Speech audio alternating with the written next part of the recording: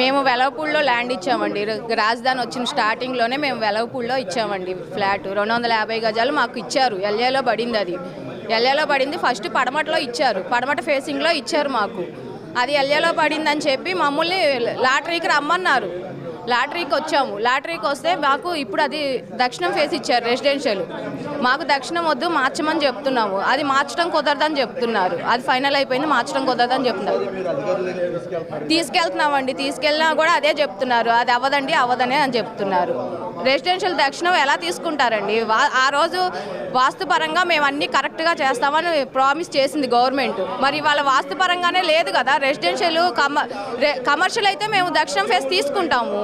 ఇది రెసిడెన్షియల్ కదా. రెసిడెన్షియల్ దక్షిణం ఫేస్ ఎలా తీసుకుంటారు? మాకు అది మార్చాల్సిందేనండి. గవర్నమెంట్ మేము కావాలని గవర్నమెంట్ని ఎందుకు మాకు న్యాయం జరగాలని. మాకే అన్యాయం జరుగుతుంది, రైతులకే అన్యాయం జరుగుతున్నప్పుడు ఎట్లాగండి ఇది?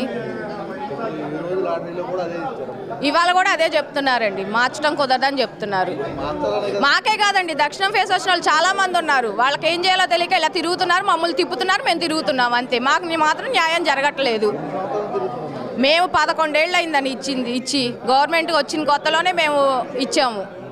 అప్పుడు మాకు ఎల్ఏలో ఇచ్చారు. ఎల్ఏలో ఇవ్వటం ఎవరి తప్పు? వాళ్ళదే తప్పు.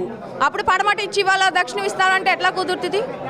పడమట తీసుకున్నప్పుడు పడమటే ఇవ్వాలి కదా. 250 గజాలండి. 250 గజాలు ఒకటి, 60 గజాలు ఒకటి ఇచ్చాము.